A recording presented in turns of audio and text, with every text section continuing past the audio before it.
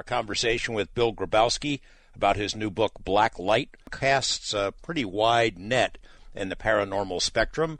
I started off with people who were a lot older looking, with just wondering. I'm here in town, and I wondered if you've seen anything during the 2-year span of the phenomenon. And I would say I probably spoke to it was at least 50 people. Out of those 50, probably 40 at least said they had seen UFOs. Back to your idea, you had mentioned briefly that you thought maybe this is there were some incident reports, people saw something like a Mothman, other people saw a UFO. Someone in the government thought, aha, this is a great place to test out X, whether it's MK Ultra or pulling their chain or whatever the program would be called. What is your evidence for that? What leads you to the conclusion at least some of this was humans messing around? Well, the first thing was just where Point Pleasant is located. It's within 200 miles of 3 Air Force bases: Wright-Patterson in Dayton, Lockbourne, which I think now is called Rickenbacker Airfield, outside of Columbus, Ohio, and then Oakdale, which is southwest of Pittsburgh. So that kind of rings a bell right there for aerial activity, especially Wright-Patterson being so close and known for, basically a hive of aerial experimentation, and also the Ohio River access. So they had easy air access, easy water access, and some of the early reports about men in black, for one thing, it wasn't mentioned in Keel's book, and I'm not sure he knew it or not, but he probably did. A lot of insurance offices were visited by men in black, and I found out that insurance offices often have blueprints for local companies. They had blueprints for the nuclear power plant that was going up in Point Pleasant. And it seems that, given this was the Cold War, some of these men in black may have been spies who wanted to look, or at least discredit people who reported them, and hence their bizarre behavior and their stuttering and acting like they're drunk. And the whole thing about where the men in black visited and what was available there, that was kind of a red flag to, just flat out human involvement. And of course, there are a lot of factories around Point Pleasant still today that produced exotic ceramics, metal, and other things used in the defense industry. So as far as the possibility for spying and espionage, it was wide open.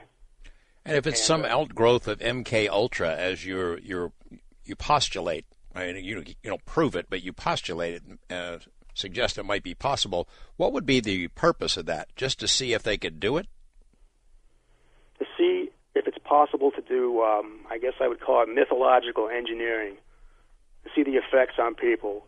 And again, I think it started with actual so-called paranormal phenomena with the Mothman sightings, and then could have been further exploited. And another thing is Point Pleasant, is also not very far from the intelligence infrastructure in Washington, D.C. and in Alexandria, Virginia. Not very far at all, because there was talk of, it could have been in the same study, about trying to cast an image of Jesus on the clouds. They wanted to use this over Cuba to basically freak out people, because obviously a lot of Catholics in Cuba that was mentioned. I think the actual instrument is called a mitralux, which casts an immensely powerful beam and basically any image you want. Which, it sounds almost laughable, but you never know. If people are terrified, the perceptions are heightened and emotions take over, and they can color things. They can project things onto it, which may very well have happened in some of the entity sightings of Mothman and Thunderbirds. But as you say, that does not explain all of it. It certainly didn't explain it for Keel. A lot of people would have classified him as a ufologist at points in his career. I think he referred to himself as a demonologist. I think you mentioned that in the book. I Yes, mean, he did. is that a literal sort of a way? Is that his explanation for paranormal in general, is that it's demonic? Well, like a lot of the things Keel said, I think there was a lot more metaphor involved and not so much literalism. But in his worst moments, when he was besieged with these phone calls, and a lot of which were threatening, he said there is definitely a demonic element in how the phenomena affects you. Once you step into the link, you're part of it. There can be a reflexive effect where things come back on you. For instance, he would ask a so-called entity a question, a phone voice, and a lot of the times he was convinced he was receiving these phone calls from someone in like a post-hypnotic state, because often they would say, "Hey, so-and-so is standing here right next to me," like in the movie where Gordon Smallwood's character, played by Will Patton, says, "I have Indrid Cold's right here with me on the phone." They would make claims, and then Keel thought that he was going to lose his mind because some of the things they said to him came true, or they just knew details that would be very difficult to know unless you were in someone's mind. There were incidents in Point Pleasant and nearby with people hearing voices. There were tests of called microwave hearing, even in the late 50s, about how to broadcast a voice into someone's head, either for military purposes to give direction or to drive people mad. So there is some outside documentation on these things. You know, what appealed to me about Keel's central sort of message is that he looked at the UFO mystery and saw beyond just nuts and bolt saucers. With the prevalent view at then and maybe even now is it extraterrestrials, these are beings from other planets visiting us in craft.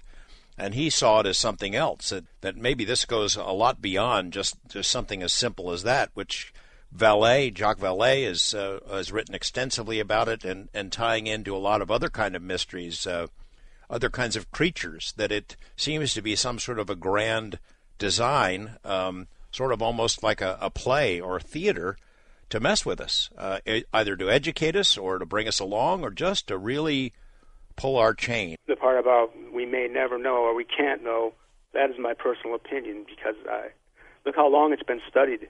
Basically, we come up with theories. Very little can be proven. But especially Jacques Vallée, I believe he actually states in those words, this is stage management here. It's a control system. Theater. Yeah, it's a control system. Theater, but it's frightening theater. And I believe he and Keel pretty much both trashed the extraterrestrial hypothesis in the mid-'60s when they, after extensive research, they came to these conclusions. These cannot be, although Vallée says the craft are physical, but they're not real, which is hard to wrap your brain around. Because how can someone be physical? How can something be physical but not be real? And he has being French, there's more of a surrealistic angle to Vallée's theories than to Keel. But Keel, obviously, I'm not going to say they were pals, but they were definitely on the same page regarding I guess you would call it the psychosocial. You know, I see these cases, some of the cases were coming up on an anniversary of the Hopkinsville UFO case where these aliens yes. showed up, and, you know, it's like a shooting gallery. It is so preposterous on its face. Some of the stuff that happened at the Utah Ranch, so ridiculous as to you don't even want to mention it. And then, you know, Point Pleasant and some of the experiences there, it is so preposterous and over the top that it's almost designed to look like no one could ever possibly believe this, to stretch the limits of our credulity. Obviously, you've thought about that. When I first read about Men in Black, for instance, over and over I'm seeing, okay, they have trouble breathing. They make absurd statements. What time is it? What is your time? And would intelligent creatures do this? And then reading Vallée, where he says, well, here maybe there is a reason for this absurd theater, or whatever you want to call it. It's meant to cause cognitive dissonance. It's meant to affect you emotionally with a powerful series of images that are going to sink into you, and you won't be able to forget them. In order to program consciousness, heighten evolution, that was part of part of Valley's theory is the control system hypothesis, and I think Keel mostly agreed with that, but not so much. Keel's take on it was far darker than Valley. Keel was more about, I don't think they care about us at all. They're just tampering because they can. It's not meant for any sort of transformative effect. Where Valley thought that possibly this external whatever it is intelligence is actually trying to have an effect on us. But the way we see it is, it's a live wire. If you touch a live wire, you're going to get electrocuted, and the phenomenon can present itself that way, and may not even be hostile. It's something beyond we have no model for it, how to interact with it. And so when we do, it comes out as either terrifying or, on the other hand, has a beneficial effect on people's lives. They come away from it with new talents, like author Andy Colvin mentioned, who lived near the Point Pleasant area, and he mentioned acquiring artistic skills after some unusual experiences. Well, it just seems like in the big picture, the positive me wants to say it's a learning curve of some sort. They're trying to tell us something. We're not quite smart enough to figure it out, but maybe we just need a little more info. The negative part of me says this is a diversion. This is a circus to keep us busy and occupied. It's opium for the masses, keeping us trying to figure out what the twinkly lights in the sky are, while they, whoever they are, carry out whatever it is their agenda might be. Yeah, I would have to say I'm on that page as well, because I have the practical side, and then I have the fantastical side that writes horror fiction, and those two feed each other. And then I try and back away from both and say, well, how do I feel about this as a human being? I've been asked a few times, well, yeah, of course you must be an atheist. Well, no, I'm not an atheist, because that is like the ultimate cop-out to me. That's like just committing spiritual suicide. We can't explain ourselves, so therefore you can't rule out an intelligence other than us.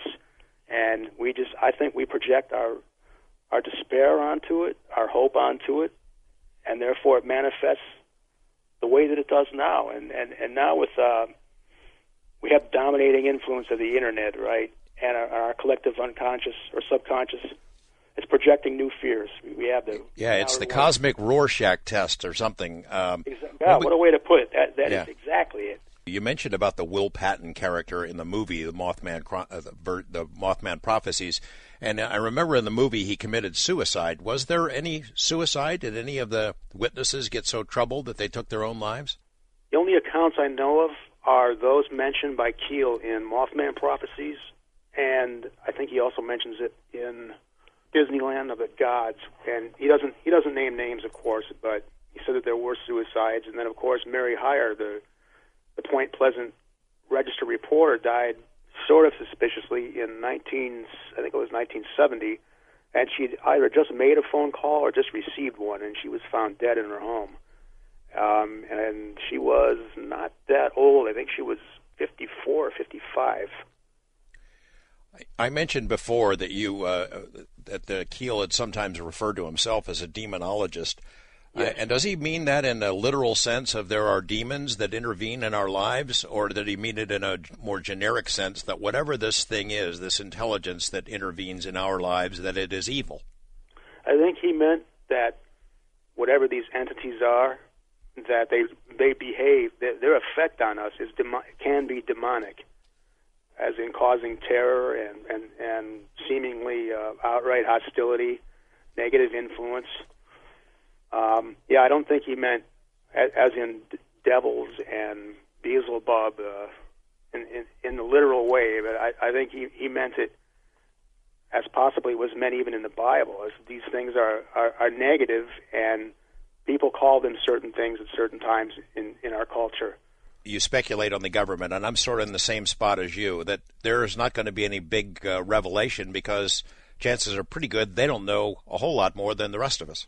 That is precisely what I think, that it's been going on far too long of pointing the finger at the government, because for one thing it invests them with this godlike power that, given how bureaucracies function, it cannot structurally work that way.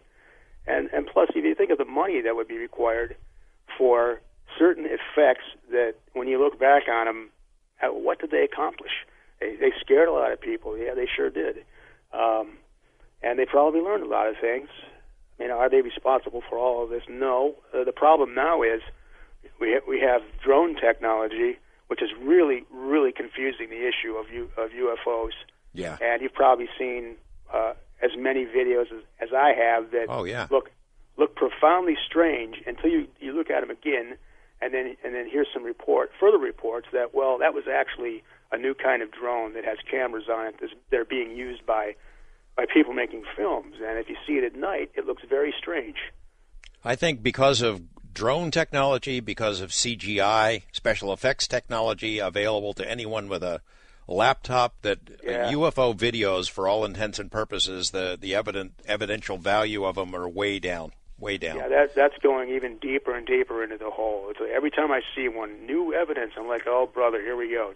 Just like these images from Mars. But yeah, as far as the UFO footage you're seeing on YouTube and elsewhere, some of which looks very, very convincing. Probably 99% of it is somebody having a good time, and there are even apps for your phone.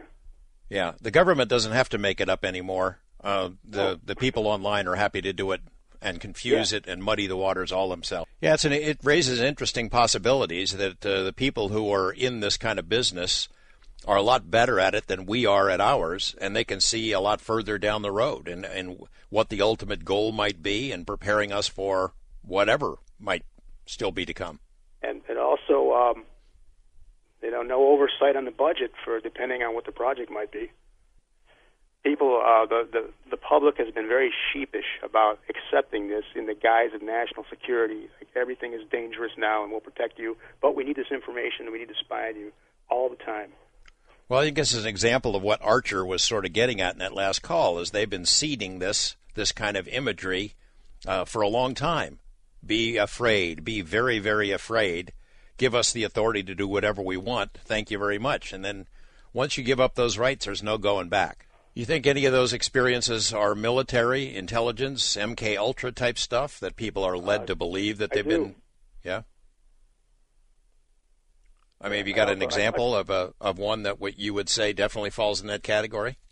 I put one in the book that was, I don't want to waste time flipping through it here, but anyhow, it was an individual who said that he was out camping and was hit by a strange light and came to in a blue van that he was positive was a Navy van, not navy blue as in naval, and was taken to just a normal facility somewhere, and then was later visited a psychiatrist who unfortunately used hypnotic regression, which is not a reliable tool because it causes confabulation, and had a full-blown memory of your typical abduction and examination and the trauma that causes.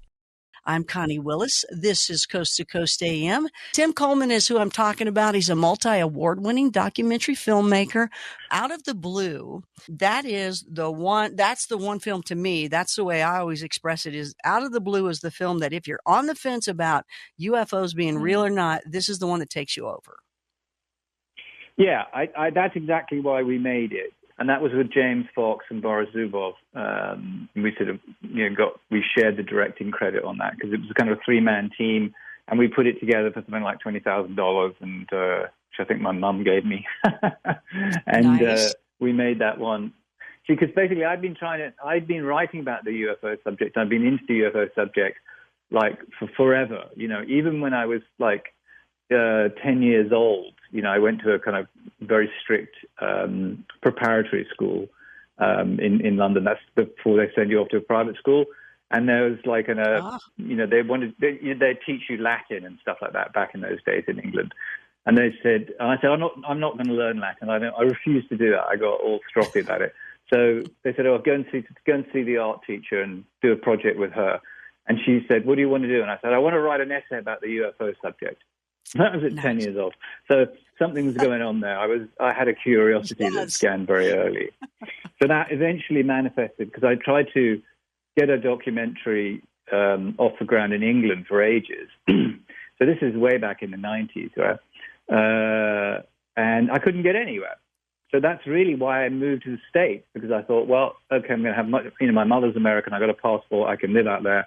I'm going to go out there and I'm going to try and make this film. And I looked at all the UFO documentaries around, and they were all pretty rubbish. And then I saw James Fox's the UFO 50 Years of Denial, which was his first. And I got hold of James and I said, hey, dude, this is great. Let's work together. And within 3 years, we had made Out of the Blue, which was the highest rated show in its strand on the Sci-Fi Channel. It was a big success. Absolutely. And to this day, I'm just, that's the film I'm pretty much the most proudest of, because we pulled it off on a shoestring. Does that make sense in America? When you haven't got any money. No, you nailed it. On a low budget, and it was very successful. And it achieved, as you say, it's like, give this film to a skeptic, because it's got, even Michael Shermer, skeptic, the famous skeptic, gave us a review, very positive review. This is sort of after-death communications. That's one thing, when the dead give you a little sign that they're still around and they want to kind of tell you that, and a number of different ways, and that's very fascinating. And there's one of the programs in the Netflix series is on that, Signs from the Dead, which is very wonderful, where this woman gets a cardinal, which she, her mother had, and the very rare bird, it just suddenly appears lands on her shoulder. So you have these wonderful events where, the deceased is just saying, hey, there you go, I'm here. But in the Scole experiment, which I'm not sure how familiar your viewers are with, I mean, I specifically... More and more people talk about it. They really do. Okay. Yeah, because this happened in the 93 to 98, something like that. 5-year experiment. And in my view, and in the view of the experts who studied it, from the SPR, Society for Psychological Research in England, which has been, one of the most prestigious organizations investigating paranormal phenomena for over 150 years, they investigated it and they could find no evidence of fraud, and they attended sessions, right? So so I was doing it retrospectively. The Scole experiment had finished by the time I started filming. So I was doing it kind of like interviewing all the participants and getting their video and footage and stuff like that. And it's unique. And in the words of Montague Keane, who was one of the investigators, he said, I've never seen anything like that ever. There's just it provided more paranormal evidence for the existence of an afterlife than any experiment ever conducted in the history of the paranormal. Period. Yeah. Are you the only one that was able to ever show it to anybody else? Are you the only outlet? Yeah. We were the only ones to get in there. Then they allowed us to use the footage and make the documentary. People have been trying ever since, and they want to make a movie out of it, but so they've signed some deal with some movie company, so they won't let documentary filmmakers make it until the movie's made, if it ever gets made. So we were super lucky to get in there. I kind of did that off the back of Out of the Blue, so I had to get a bit of a reputation, so I could use that to leverage my way in there. And it worked, huh? It worked. It worked. Yeah. So we were super lucky to get them, and they gave us full access to all their archive. They had 5,000. Was it 500 or 5,000? Anyway, 500 hours, I think. 500 hours of recorded audio with spirits who were talking both through the mediums. So this was taking place in a 17th century little farmhouse in Scole, which is a tiny little village in England. Yeah. And they do it in the basement.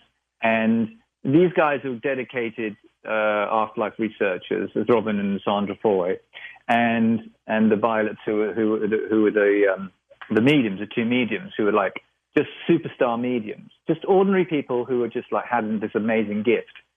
And they would try for a year, sit for 2 hours every week, and nothing would happen for a year, right? So, you've got to be really dedicated. And then suddenly the phenomenon started to happen more and more and more. And it just got so amazing that they could just sit down and regularly, the spirits would come through, talk through the larynxes of the mediums who would go into trance. And then you could have a two-way conversation with a spirit. which is pretty cool. And then later it developed so that the voices just come out of thin air. Yeah. Right? And then that's stuff. even more cool. Yeah. And there was like, okay, so to go back to your question about the apports, these objects, apports that appear, manifest out of nowhere, they had a whole bunch of stuff that would just like appear. And just one of the fall most out of the sky or out of the was, air. Sorry? They would just fall out of the air. Just poof. They would literally, yeah, so you're in the seance room, you're in darkness, okay, because physical mediumship doesn't work at all when you've got light sources in there. Sometimes you can have a little bit of light, red light, but usually it's in darkness because the energies are destroyed by normal daylight or electric light, yeah? But in the Scole experiment, they had kind of luminous strips on stuff, and they also had these little kind of orb-like things they called spirits, which would zip around the room, and that would illuminate things, so you could actually see stuff going on. But the apports would literally, you just hear a thump on the table, and there was an object, which could be a coin, a piece of jewelry, penknife, and in one case, like they had like 50 or 60 different objects appear out of nowhere. And they said that they weren't stolen, they didn't steal them from somebody. They belonged to the deceased or what have you, they were taken. And they would often have special significance to the sitters in the seance, okay? Wow. And in one case, they had a newspaper, right, from 1945, I think, like pristine newspaper that dropped on the seance table.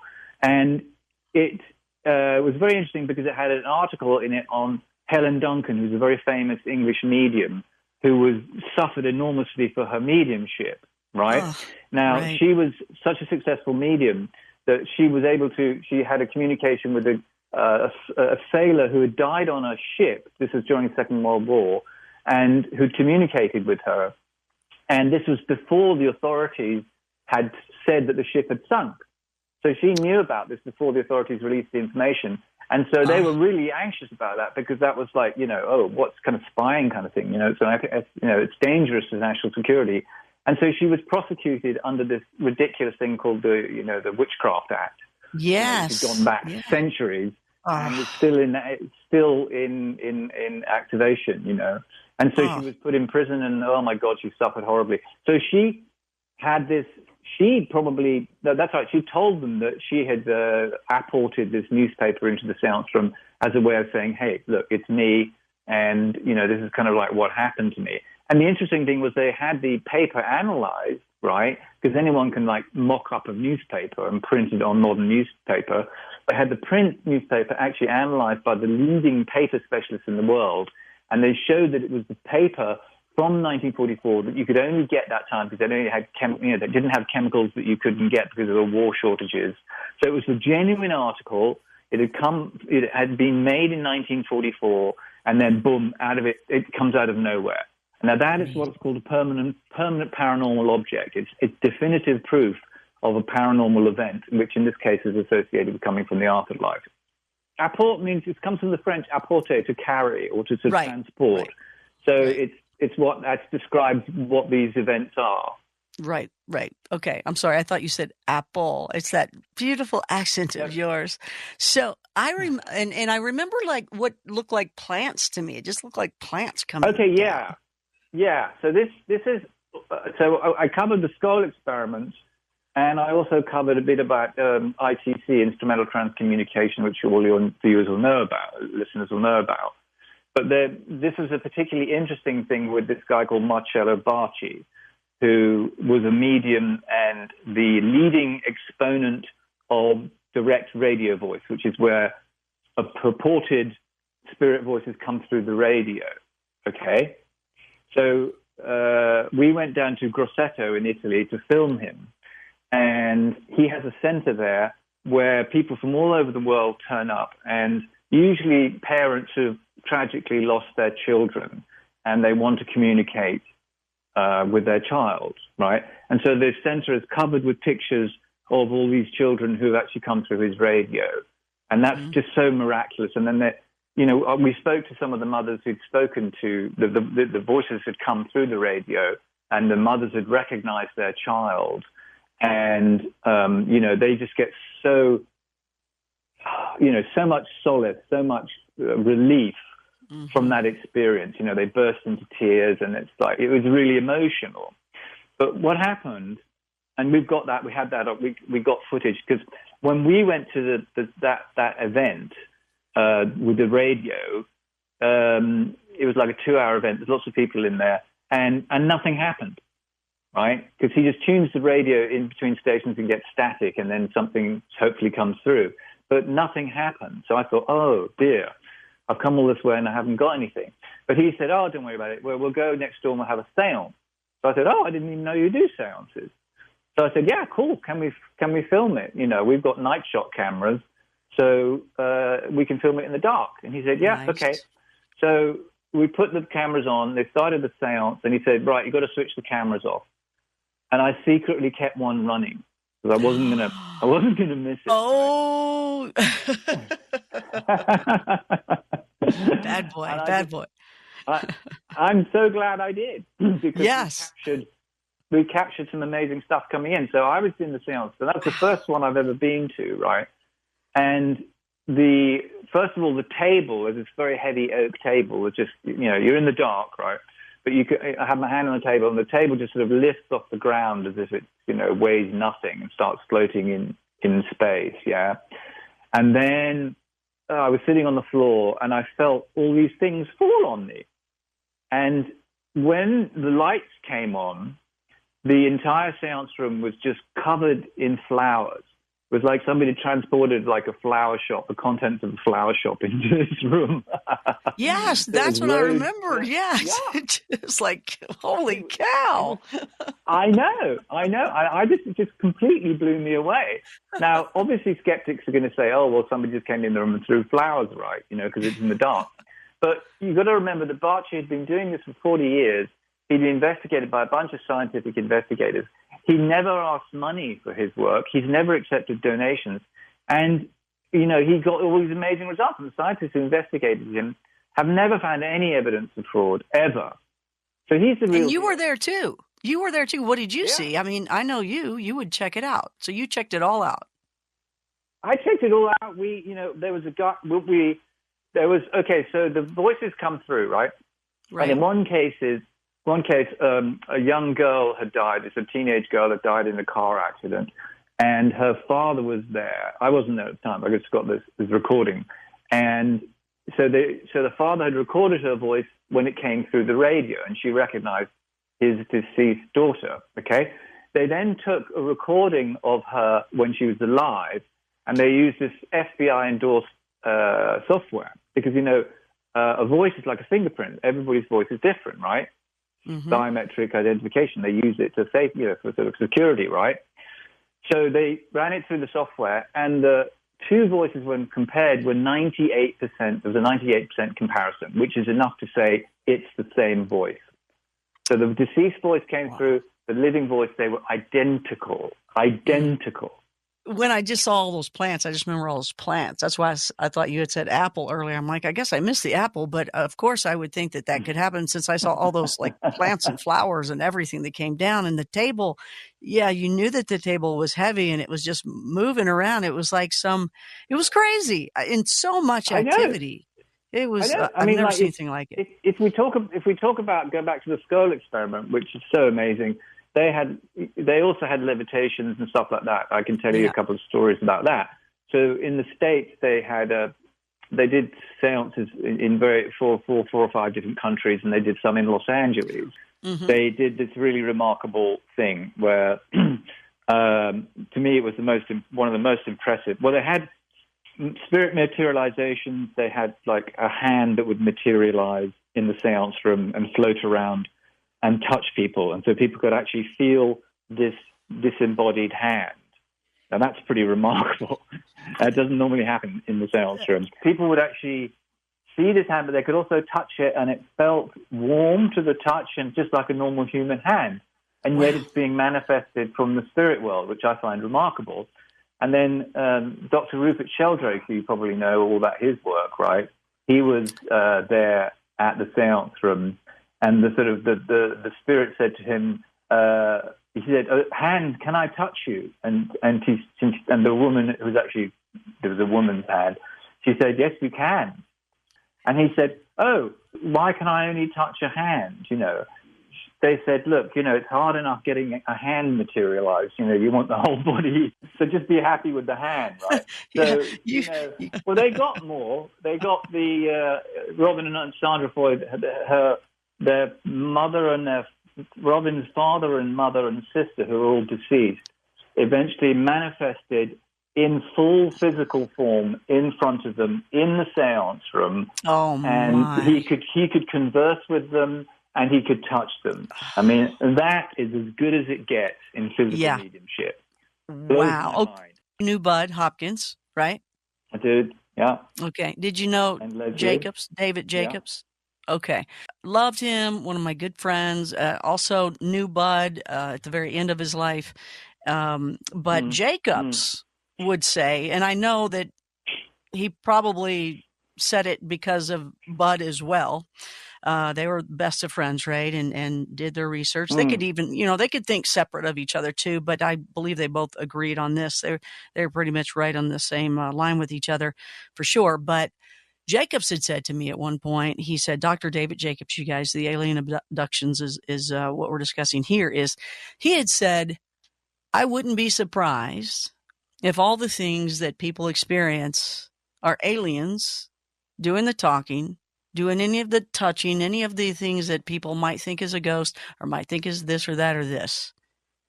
So when people experience ghosts in homes or any type of thing, maybe even like the skull experiments or anything like you've been talking about, he would say it's a good possibility it could be the ET. Nah, what do you think of that? For a minute. No, that was one of their thoughts. Not. That was one of their thoughts. I mean, absolutely not.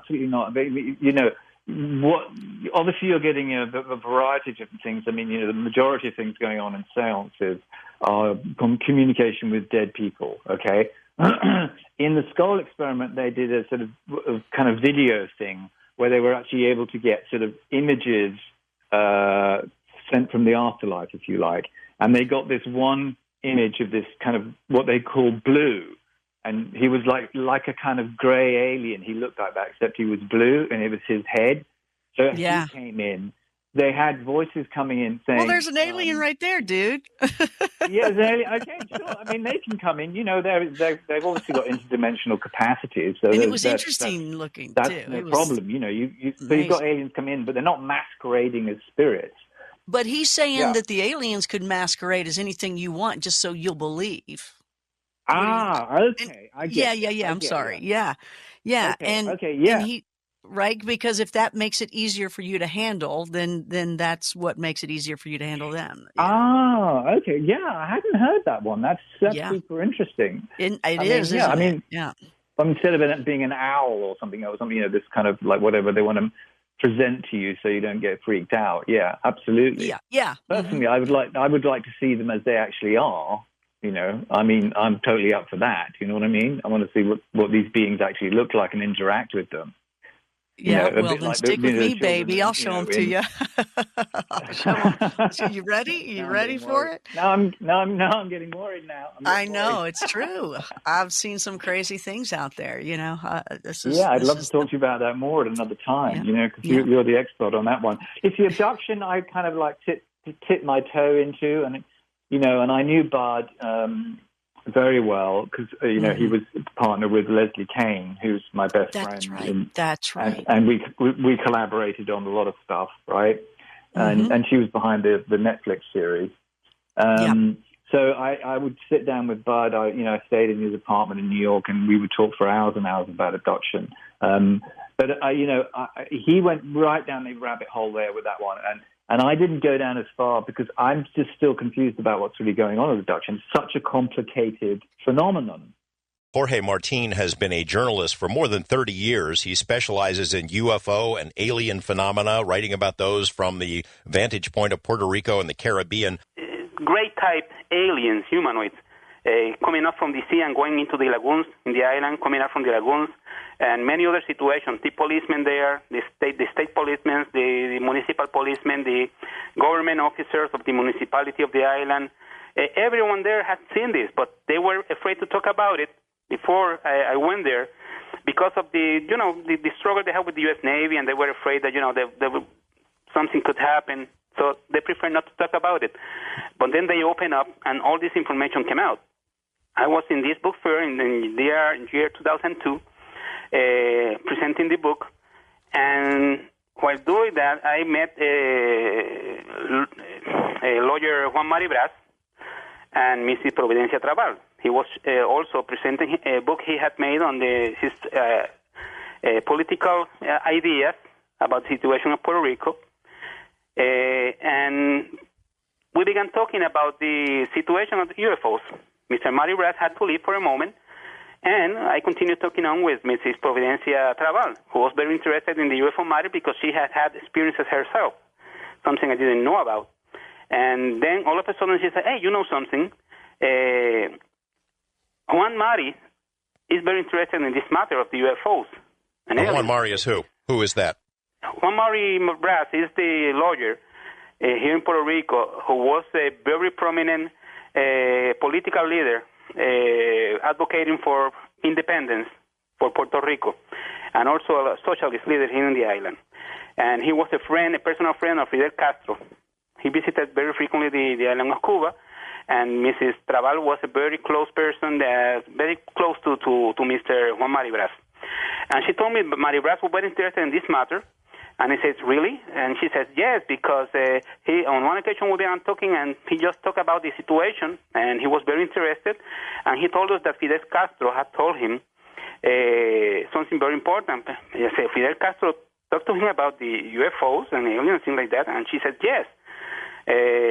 He told us that on one occasion they were talking in Cuba, and Fidel Castro disclosed to him that on one occasion before the fall of the Soviet Union, he had visited Cuba. I believe, George, that it could have been in the 60s, at the beginning of the 60s. And he was taken by the Soviet authorities to this military base, which I believe must be in Astrakhan, in the Shiktur area.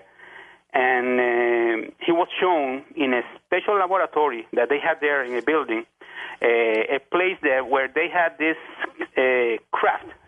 He was shown a flying saucer type craft, and allegedly, by what Maribras said, the corpse of his pilot, okay? And he told all things to him too.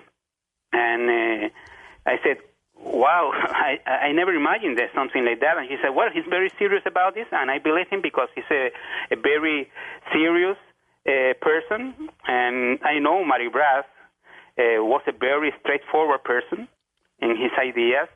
And if he said that, it must have been true. Later on, as he returned, I talked to him, me and my wife, Marlene, and he acknowledged everything.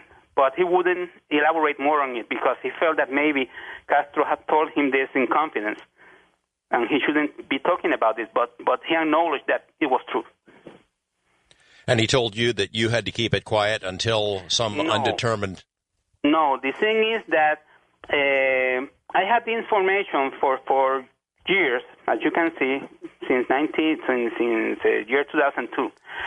Prior to that, George, I had some knowledge about Castro's interest in the possibility of intelligent life, alien life in the universe, because in year 2000, the filmmaker and documentalist from Cuba, Octavio Cortázar, who was very well known, and he had been also president of the UNIAC, the National Union of Cuban Writers and Artists. And also he has been professor of the first filming school and television school in Cuba, and also professor in different countries, in Spain and other places too. And he was very known in Cuba and very respected because of this. And he came to Puerto Rico in the year 2000 to participate in a filming festival here, San Juan Cinema Fest, which was celebrated in San Juan, in Puerto Rico. And when he came, he called us to our office, asking to meet with us because he was very fond of the UFO matter, and he had As a matter of fact, he had produced a documentary about the UFO incidents in Cuba, and he wanted to meet with us to give us a copy of the documentary. We met in his hotel in San Juan, and we talked about the UFO incidents in Puerto Rico and in Cuba, and and the different type of cases that have happened here, and the similarity with many of the cases happening in Cuba, which I knew nothing about at the moment. It was very interesting to hear everything he had to say, and then to see the documentary, because it was a very good one. Even though it was simply done, it was a very good documentary with a lot of very good information. And then he told me, I don't know why, all of a sudden he said, you know something, I can tell you this, Fidel Castro is very interested in this matter, and in the possibility of alien life in the universe, intelligent life.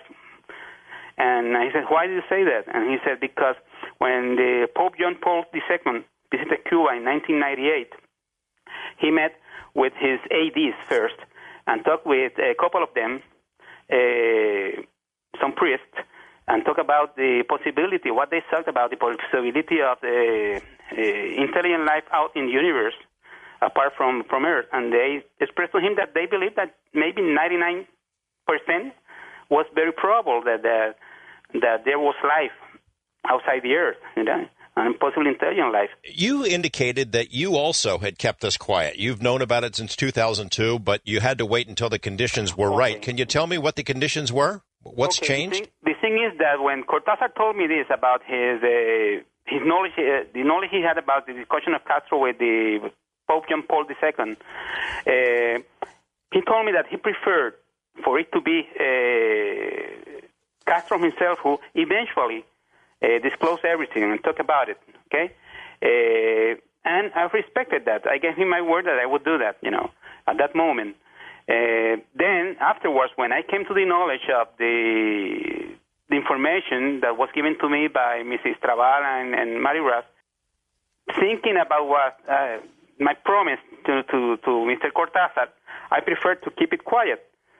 I've always thought, Jorge, I've thought about Cuba as a place that could blow the lid off the UFO mystery, because they must see all kinds of what we would call UFOs, but by that I mean American spy planes and drones and satellites flying over it to keep an eye on to see if any missiles are going in or whatever they're up to. They must see all kinds of things in the sky and have great capabilities for detecting things that intrude their airspace. I would think that Cuba must be sitting on a treasure trove of UFO-type information, and that if they wanted to, they could embarrass the U.S. by putting out what they know. For many years, they have been involved with the UFO situation, even though they don't talk about it officially. The Cuban Academy of Sciences seldomly say anything about the UFO matter. Okay, most of the investigation and research is made by civilians, but we know as a fact that since the 60s, there have been many important UFO incidents that have occurred there in the island, in which military personnel from the Cuban government were involved with, and also that, especially in the 60s, when the Russians were there, and they had this scientific personnel in their bases, etc., in many of these occasions were in which important incidents occurred, the Cuban military forces asked for the help of the Russians, and many investigations were done together, and this got the officers of the Cuban government more involved with the situation. They became more aware of the reality of all of this, and there have been many incidents. You may remember the incident that happened back in the 70s, in which a Cuban MiG jet fighter was destroyed by a huge spherical shaped craft when the pilot announced that they would fire a missile to this object, and all of a sudden the plane broke apart and exploded in the air silently. And the other jet aircraft that was accompanying it reported everything. This was reported in the United States because they heard the communications. So a Cuban MiG was shot down in Florida that could hear everything that was happening, and there were many other incidents like those. So they are very aware about the situation. So a Cuban MiG was shot down by a UFO. Yes, that's correct. Yeah, I don't know. Do you have sources in the Cuban military or within Cuban civilian sources that know about the military, about what else they might have? Well, I have been contacting people who know about the situation in Cuba, including Cuban UFO researchers. There are many things that have come out from the United States themselves. People in the military who were how can I say, George, who knew about these incidents that were happening. And there have been books and also a documentary coming out from Cuba now with many reports of incidents that have been happening there. And that's the way I've been getting all this knowledge about the situation there. Dr. James McLennan has put together an entertaining and scholarly examination of a wide range of what we might call paranormal or supernatural or religious events and phenomena. And he is no armchair expert. Professor McLennan, a sociologist, has traveled the world to see these things for himself, including some absolutely harrowing experiences in places that most certainly qualify as haunted. The book, Wondrous Events, looks for common denominators and connections, similarities between events as reported by different cultures, even in different centuries. It's just a masterful piece of work. I'm so glad to have James McLennan back here. Great to have you here, James. Hey, it's good to hear you. I hope I'm not going to embarrass you, but after diving into this book, Wondrous Events, I gave, I wanted to say, you're something of a badass. I mean, this is not for the timid, the kind of things you did. You didn't just talk the talk. You definitely walked the walk. In particular, these haunted house events that we're going to get into a little bit later. There's a question as to really what's going on, and we don't really know. But there's a kind of a common feature that it stimulates wonderment. People just really, really wonder what's going on. So that's why I chose the concept of wondrous events. I called this courageous not only because you were willing to kind of go into the belly of the beast yourself with some stories that we're going to get into, but also you were obviously aware of how much grief you'd probably take from skeptics, debunkers, other academics, people for whom this is all nonsense, and they know this without ever cracking open the book or reading past the title page. You kind of addressed them early on, talking about how this is a sociological study, so you make no claims about physical causes for the events you describe. I wonder if that worked with some of them. Well, it turns out it hasn't really worked all that well, but, life goes on, and the same phenomena that happened all those years ago is still going on today. So the world keeps going around no matter what. Well, I like that attitude, but I mean, we look at some of the events that you describe, and you say it's a sociological study. You make no claims about physical causes for these events. It's unlikely we could do that even if we wanted to. But what is done, I think, is that science is used to cross things off the list. They could say, well, this is not paranormal or supernatural because of X and Y. You do some of that yourself, kind of showing that you're not totally gullible or infallible, and that you accept everything on face value. And the example I would use is the psychic surgeons. There's a chapter in the book about psychic surgeons. You wrote that you watched more than 1,000 of them in person, and you even underwent one yourself. And in the end, you're pretty sure it's all sleight of hand, that it's not really what is presented as real, right? Well, you could reach that assumption. It's a part of the culture in the Philippines, and particularly north of Manila. But there's kind of a mystical orientation. There's a lot of belief among people in the Philippines. So it's not just psychic surgery, but there's a lot of kind of cultural phenomena going on there. And when they cut you, when the surgery was done on you, what kind of incision was made? And do you think they used a blade of some kind? Well, let's just back up a little bit. I was in Asia and traveling around Asia with the University of Maryland Asian program as a college professor. So I was spending my time in visiting indigenous psychic performers or paranormal performers because I was curious. And so in the Philippines, that's what they have. They have psychic surgeons, and it isn't that difficult to locate the famous ones. So I was visiting every famous psychic surgeon that I could find. And then I ended up going in the backcountry and visiting just local people too, regular spiritualist services. And so, yes, it looks like they're doing a surgery, and the blood comes out, and they're pulling people's organs out of the body, and it's an astonishing performance. But it's the same kind of performance again and again. It looks very, very similar again and again. And back when I was in the United States, I visited James Randi, who was active at that time, and he could do psychic surgeries. It's a sleight of. It looks like a sleight of hand performance. I spent 4 years in Asia, and I gathered notes, page after page of notes. And when I got back to the United States, I was pondering what's the core feature in all this, because there's a great deal of difference between country to country. So they're interested in each other, but psychic surgery, you find that in the Philippines and Okinawa. There's shamanic practitioners, they call them Utahs, and Taiwan, they have their own indigenous practitioners, and Thailand, same thing. So there's, some are Christian, some are Buddhist. In India, you have Hindu performances. So I was wondering, what's the common feature to all this? And when I looked through my notes, it seemed like the individual experience, certain people have a propensity to have these kinds of experiences. Now, I wasn't sure exactly what kind of list that these experiences might fall into, or what kind of categories they might fall into.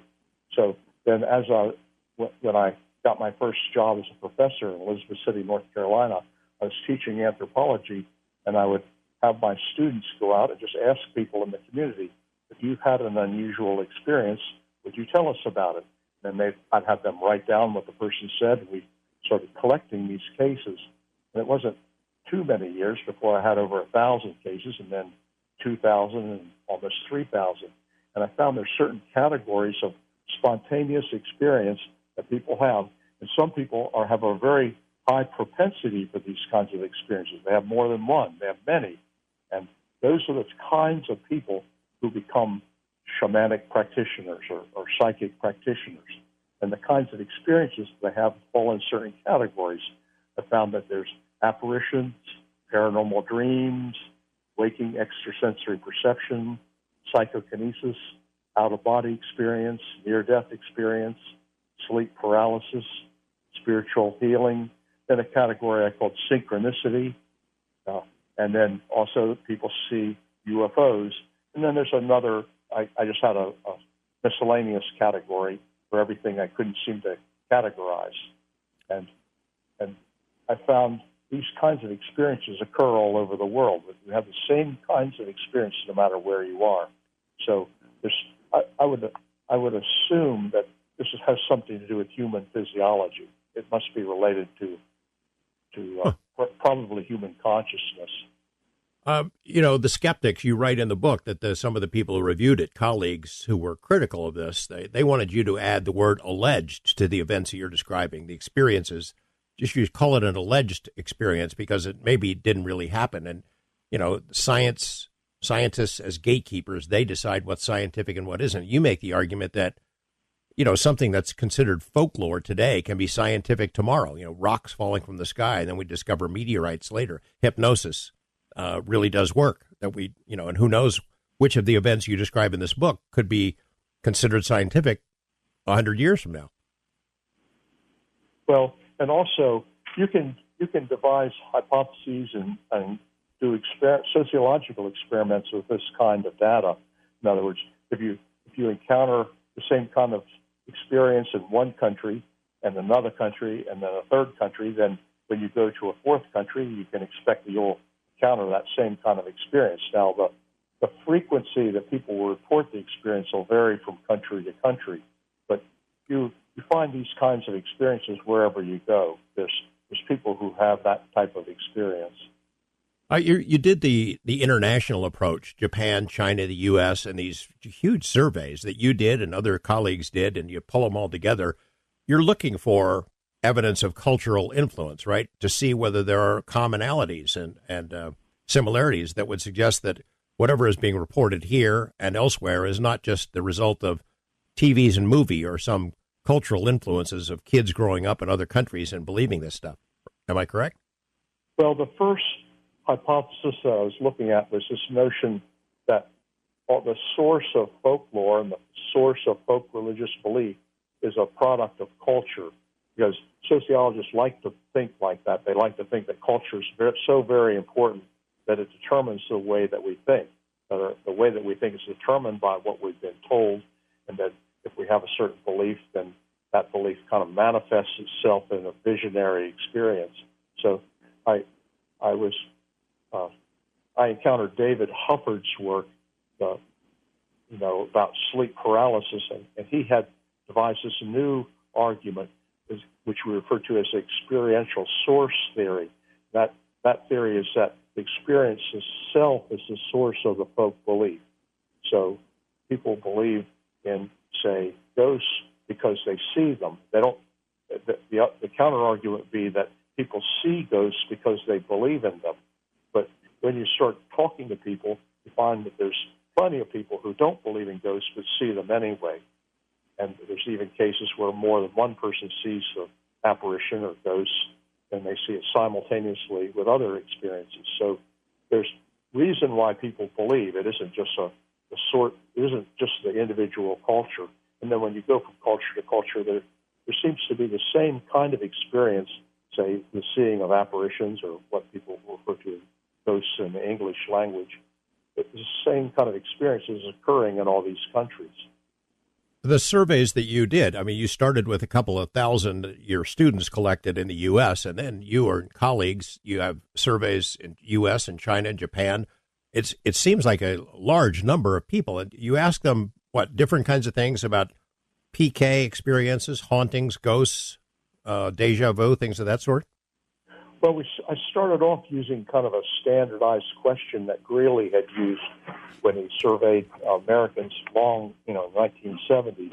We asked him about extrasensory contact with the dead and extrasensory perception, and I think there's a deja vu question that he asked, and then I asked it. I had access to students, so I asked random samples of college students at the University of Maryland, University of North Carolina, Greensboro, Elizabeth City State University. Can you give us the broad strokes of what you found, the percentage of people who have these kind of experiences and how that compares around the world? Well, there's a lot of variation from country to country, and I found that people in the United States have a pretty higher probability of having these kinds of experiences than other people in a lot of other places, particularly Europeans. But the most interesting finding happened in the People's Republic of China back in 1986 when I was there. I found a very high rate of Chinese students reported unusual experiences. And that was very surprising because these kids had all been raised as infants during the Cultural Revolution, and religious practices were totally banned during that time period. So it seemed that there was some kind of physiological situation going on, which might explain that. And I think the problems of the Cultural Revolution probably caused childhood crises and difficulties, and that seems to be related to these kinds of experiences. People who have had difficult childhoods have a tendency to have more unusual experiences. What about Japan? Any results from there that were surprising to you, that were wildly different from here? And that went in the other direction.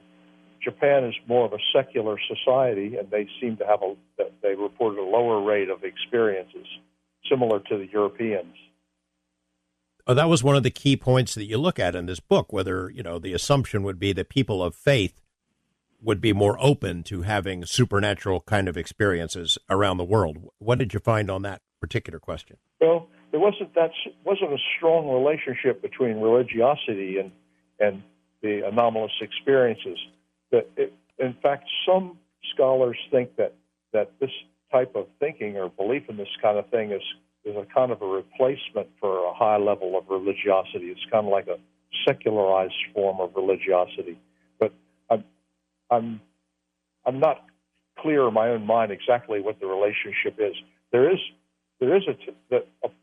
kinds of experiences that people report there is a relationship to religiosity. In other words, people who believe in reincarnation have a higher probability of having reincarnation type experiences, and people, for example, Catholics might have a higher probability of having a near-death experience which involved purgatory or something that fit in with their beliefs, but many experiences don't seem to fit with a person's previous religious belief. There's a kind of innovative quality to this whole thing.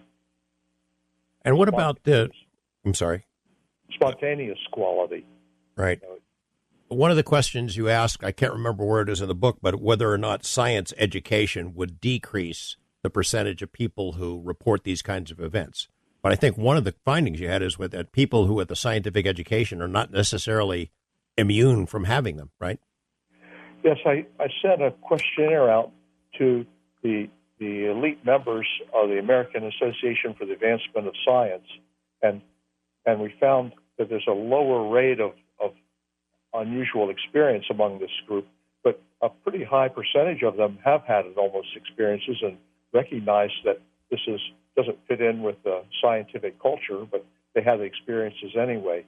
And the other unusual finding was that the scientists who are highly educated or knowledgeable about the evidence regarding extrasensory perception, that wasn't leading to belief. The thing that seemed to be the major factor that leads a person to believe is if they've had unusual experience. That leads to belief. If you've seen it, then you know that it's real. I want to dive into hauntings and poltergeist cases, and you make a distinction that hauntings are a more long-term kind of events, series of events, and poltergeists are kind of shorter in the duration. Is that right? Yes. There's been experts who have gathered a huge number of cases, and they find there's a tendency for these things to fall in those two categories, but there's a great deal of overlap. And in my cases, okay, so then, I do this surveys and academic research, but then, and then I also interacted with the parapsychologists of that day, and they started sending me cases with people who had contacted them and saying, well, no, in that time period, there weren't these ghost chasers like today. So they're saying, well, why don't you just find out what's going on? And so I was contacting people and visiting haunted houses and just seeing what kinds of stories they would tell. And cases which I encountered, there's plenty of hauntings, there's plenty of poltergeists, and there's plenty of cases which seem to fall in between. Well, and you experienced them. You were there and experienced them. I want to talk about a couple of them. There were 20 cases that you wrote about in this book that you studied from 79 to 92. I don't know if you remember all the details, but let's start with the one in Baltimore. This is 1979. 9 people and the family members. They're seeing all this stuff that's going on and on. They end up staying, all 9 go into one room, which seems to be the center of the activity, and watch to stay awake all night to see if it happens, and it does. So then you come in and you stay in that room too. Can you describe what the family was experiencing and what happened when you got there? Well, I was on the bed, which was thought to be the most haunted, and there were, one of the daughters was on the other bed, and a son was sleeping on the floor, and another son was on the floor. We were just the younger people in the family. The old folks, they didn't want to stay up all night, so we were waiting, and then in the middle of the night, I saw a bright light on the wall, a red light. And I thought, well, that's the kind of thing which they described as being the haunting, And then there's a real loud rap right beside my head, It sounded like that. Very, very loud. And I thought, well, there it is, okay. But, I'm a skeptical person, or at least in those days I certainly was. I was a very skeptical person. I thought, well, it's got to do something else besides that. The light could just be coming in from the window, and maybe there's some kind of mouse or something in the wall or something like that. And then one of the sons started calling out. He was having a nightmare, and I thought, well, this is some kind of show or something. We jumped up and we turned on the lights, and it turns out that the blind was completely closed. There wasn't any way that the light could have come in from the outside. So, I still remained a skeptical person at the time. I thought, well, maybe someone had shined the light from inside. Maybe they're trying to fool me. So we all, back to our positions, and I fell asleep. And then later on, about an hour and a half later, I woke up and the bed was shaking. It was like some kind of earthquake was happening. And I looked around the room, and nothing else was vibrating. It was just the bed that I was on. And I thought, well, maybe my heart's beating. My heart was beating pretty rapidly because of an exciting experience. So I just thought, well, I'll take my pulse and see if that coincides with this vibration of the bed. And it wasn't. It was a different frequency. So that finally calmed down, and that was the experience that I had in that house. And that was something that those people were experiencing pretty frequently in those days. And how were they handling it? How was that family handling it with the before you were there? Had they had more dramatic encounters or experiences with whatever it was? Many dramatic encounters, seeing mist in the air and seeing apparitions and having sleep paralysis experiences and hearing voices. And it gives you insight into the kinds of things that people have, the experiences that they have. Now, they would have experiences simultaneously, but the voice would manifest for one person slightly different than for another person. So it gave me the impression that it has something to do with the individual consciousness and then also perhaps some kind of collective consciousness, because they had the experiences simultaneously. Meaning that the people were somehow generating this themselves? Well, that's a theory, and the people themselves, they were very curious about that. And they took all kinds of precautions, and they invited religious practitioners in, and Catholic priests and Protestant preachers and psychics trying to figure out what's going on. And there wasn't any consistency to any of the explanations, and it didn't seem to really help out. And so it just seemed that over time they kind of became more and more used to this phenomena, and they just kind of adjusted to it. And I suspect there's people who are listening to this on the radio who are in the similar category. A lot of people are really, really disturbed. It just seems so very, very frightening. And so I would suggest just try to relax and realize that in general these things aren't that harmful. And the fear seems to make it more difficult than if you're not afraid. And so if you could just kind of help yourself reach a calmer state, you'll be better off. So just kind of get used to having a roommate that you can't see. Yeah. Now, you in one survey that was conducted, I think it showed that about 10% of Americans believe they've had a haunting or poltergeist type experience. Yes, and that's a fairly about 10%, but even a higher percent seem to have had the impression they've been in contact with a deceased person. That's very common. There was experience. The problem with the most common type is a paranormal dream. Would describe that. Well, people have a dream, and then they find out that the most common type of paranormal dream is a dream of some event that occurs in the future.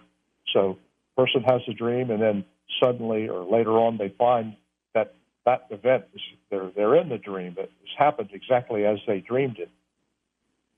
I want to ask you about this Alexandria haunting, because it sounded like from what you wrote, the family there was kind of messed up about this thing. They were really spooked. Can you describe what was going on in the house, what had the family had reported seeing, and then whatever experience you may have had? Well, they were having a lot of haunting-type phenomena, and they had contacted the Psychical Research Institute, and then they had got in touch with me. So I used to go out there about once a week just to talk with them and find out how things were going. And they were seeing mists in the kitchen, and the fire alarm was going off in the house, and the glass was breaking, and this was going on for week after week. And so we did a kind of experiment and had like a little party and tried to invite the ghosts to come. And I don't think we were really that successful, but that seemed to help out. The phenomena then declined. seemed to decline. They had discovered that a previous woman who had lived in the house had committed suicide. So the thought was that was her spirit was coming back and haunting the place. But and as time passed, they were very comfortable with this. That was in those days. I came to the realization there's a tendency for one person to have more experiences than everyone else, and that person might be considered the core person in the phenomenon. And if that person leaves the scene, then the phenomenon tends to decline. So that's a hypothesis that this kind of thing originates with an individual. So that could be the case, but it also could be the case that there's some kind of spirit in the house too. There's not really a way of resolving that problem. Now, this particular case, I was up at working up in Wisconsin, and I was contacted. The house, the phenomenon had pretty much disappeared, but then it suddenly flared up again, and the house caught on fire, and two of the people lost their lives. So that led to a National Enquirer headline of the case that said, "Ghost Kills Couple." I guess a guy like you doesn't want to really find yourself in a headline in the National Enquirer. Yeah, it was a shock, but that was what happened. And I interviewed some of the people who were involved, and it seems probable that somebody accidentally started the fire in the kitchen, and the fire probably had a normal origin. But at the same time, when I look back at my notes, the fire alarms had been going off, and they had been seeing smoke in the kitchen, so that it's as if the phenomena had given them some kind of a warning that this might happen. It was strange to look back at it. I know at one point you were looking at Hong Kong, hauntings in Hong Kong. How do they compare? Well, my friend Charles Emmons was living in Hong Kong and gathered all these cases, and he found there seemed to be just a normal. There's unusual features with regard to these types of perceptions. It's kind of like a distorted forms of perceptions, and those Hong Kong haunting cases were very similar to ones we see in America and to the Great Britain cases that they gathered in the 1800s even. So there's a very commonality in parallel features. So I would argue there's probably some type of physiological basis for this kind of thing, for this kind of experience. There's another haunting case that you personally investigated involving a military police station. I don't think we have enough time to get into that, but we'll jump into that one when we come back. And then I want to talk about sleep paralysis a little bit. As you describe it in the book, I mean, it's one of the most terrifying phenomena that people ever say they've ever had. They're awake, they're aware, and they can't move. That's pretty spooky, and anybody who's had it knows how spooky it can be and how unsettling it can be. Wallace Wagner Jr. received his Bachelor of Science degree from West Virginia University. That was back in 1981. I call myself an ecumenical Christian these days. I can go to any church I want to. Let's put it that way. All right. That's fair enough. A basic Christian. We watched all the science fiction movies as I grew up, so I've always been interested. But when I saw my own UFO, it changed everything. What happened to you back in 2016? Well, at the time, George, I was a mailman. And I had just made a delivery here in Bedford County. Okay. And I put a package under a carport, and as I was going back to my Jeep, something told me to stop and look up. Daytime, too, I guess, right? That's exactly what I did. I'm standing in this lady's yard, and I'm looking up in the air, and right over my head is this craft. Now, I've been taught by a teacher at Liberty University to call them crafts. Okay. Not UFOs. They use the word crafts because it's less threatening. But here is this large, maybe 55 feet long craft, maybe 30 feet wide, right over my head, and it's gleaming white. And it appeared to be solid. Clearly not an airplane. Oh, no, not an airplane at all. This looked like a white Tic Tac mint. There were no wings, no nacelles, no exhaust, no windows or ports. It was solid. Was it floating, flying? What was it doing? It was stationary. All right. I saw it for about 2.5, maybe 3 seconds. And did you keep peering at it, Wallace, saying, oh, this must be a huge balloon or something like that? Oh, well, let me tell you, everything you can imagine went through my mind after I got home. I thought maybe it was a blimp, maybe it was Google taking pictures. All kinds of things went through my mind. I actually thought, did they want me to see it? Maybe it was a malfunction. How did it disappear? I'm always curious how they take off. You know, George, I don't know whether it disappeared or cloaked or took off so fast that I simply didn't see it. It just was gone like in a blink of an eye. For me to know what I saw, and then it was gone. It either cloaked or it took off so fast that it was in between the blink of an eye. Now, when you got home, Wallace, did you turn on your local television news? Did they have any reports of UFO sightings going on that day or anything like that? No, sir. Nothing? Nothing. Did you report it? No. How come? I, of course, talked to my wife about it, and I mentioned it to my Sunday school class and just some family members, and let it boil for a while. Lynn Monet is the author of the Omnipresent series, Omnipresent and Omnipresent What Happened Next, as well as The Colors of Heaven, Beginnings Never End. She is a paranormal consultant and lecturer specializing in hauntings, dying, the afterlife. Lynn has the ability to see frequencies of interdimensionality. Most cannot. She has been a nurse for more than 30 years, most of which have been in the end-of-life care, geriatrics, and management areas. She is on the board of directors for the soon-to-be-released Health and Recovery magazine this year and also holds a degree in biological science. Lynn, welcome back. How have you been? Oh, George, it's great to be here. I've been looking so forward to this. I've been doing great. How did you get interested in the paranormal? You know, I've had these abilities ever since I was a little girl. I didn't really know what they were. Of course, at the time, I've had some very profound things happen throughout my life. Mostly, the most vivid time that I can remember when I was about 5 years old, that an event happened with my brother in my parents' house. We were in the master bedroom, and there was some ectoplasm forming in the corner, and I had been dolling myself up out of my mother's jewelry box, and I had turned to show my brother how glamorous I looked and noticed that he had stopped playing with his cards. He was like fixated on this ectoplasm in the corner where his best friend, mother, father, and brother stepped into the ectoplasm. They were just like standing there smiling at us, so we both ran out to get my mother, and of course he found her first, and when they came back, there was nothing there, but it turned out that my brother's best friend and entire family had perished that day in an auto accident. Oh, jeez. Yeah, and we had found that out when my brother returned to school the next day, because it was on a Sunday, and he went to school on Monday, and come to find out the teacher made the announcement that his friend John would not be returning to school because he and his entire family perished in an auto accident coming back from activities in Disney for spring break. So that's kind of how it started.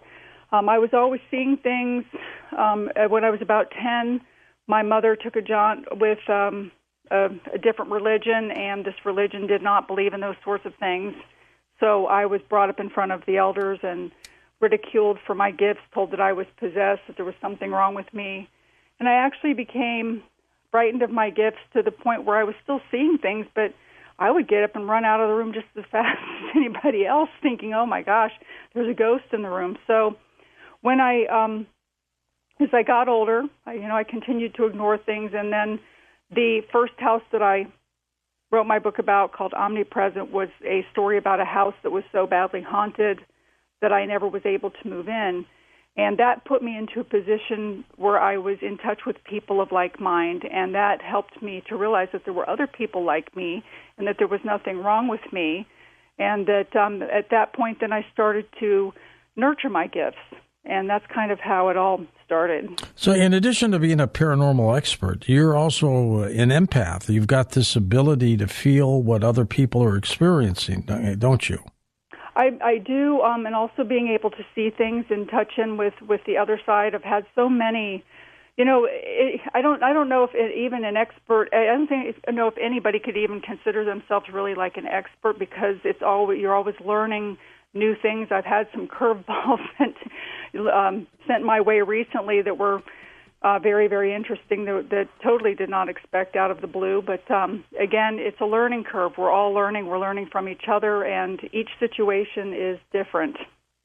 It sure is. It sure is. And the most recent book you have that I have is called Colors of Heaven, Beginnings Never End. Tell us a little bit about that. Well, Colors of Heaven actually is out. It's a beautiful story. I wanted to, as there is a dark side to paranormal, there's also this beautiful white side to paranormal. Of course, that really doesn't get talked about very much, which is about angels and things. And I've been in end-of-life care for 17 years out of the many, many years that I have been a nurse. And I've seen some very beautiful things at the time of death that people overlook many times because they're in their deep, deep grief. And I wanted to write this book to help take the stigma of death and dying away, to help people look at it in a different way. There is a beauty to that time, and a lot of times too, there's an opportunity and a window for people to communicate with the other side through the person that's transitioning that they miss out on, that they could actually touch in with relatives that have already crossed. Interesting take on all of that. You have lived in haunted houses. How many? Oh my goodness. Well, of course, I was born and raised in the first one, and I lived there, throughout the time that I finally moved and went off to college. Then I purchased the one that I wrote the book about that has started the Omnipresent series, which will end up being 5 books. I'm just ready to release the 3rd book, which is called Omnipresent 111 Becadon Drive. I have lived in, then I purchased the one that I was never able to move into, which is the Omnipresent. Recently, I just inherited a house with an unexpected issue in the house that I've never dealt with before, which I'll be happy to tell you about, towards the end of the show if you want to talk about that one too. But so I've owned and or lived in a total of 3, and then the 4th one is one that haven't quite decided what to do with yet. That's the one you inherited? Yes. And if you sell it, don't you have to disclose that it could be haunted? No, actually not in the state of Louisiana, and you'd be surprised that a lot of them you don't have to. I would, because I did try to disclose it even in the very beginning with my Omnipresent book series. How many people do you think, though, Lynn, would walk from the deal if you told them they're ready to make you an offer on the house, right? And you say, well, the place is haunted. Somebody was murdered there years ago or something. How many people do you think will go through and buy that house? I would bet 80% of them would walk, unless, of course, they were looking for a haunted place, because I don't care what people say about, oh, I don't believe in ghosts, or I don't this, or even if they have religious reasons that they feel that they're protected. Everybody has a little bit of knowledge or sensory that they feel that a lot of them dub out. We're all born as empaths. I believe we all have those gifts.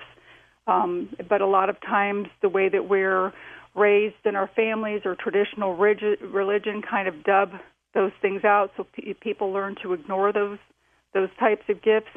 But everybody still has a little bit of that questioning in there. So if you do mention that it's haunted, they either regress back to a moment back when they remember Aunt Agatha's rocker being pushed out into the chair in the middle of the night by itself, and any type of creepy moment that they've had as a childhood. And I think that most of them, if they didn't believe in paranormal, would walk. I really do.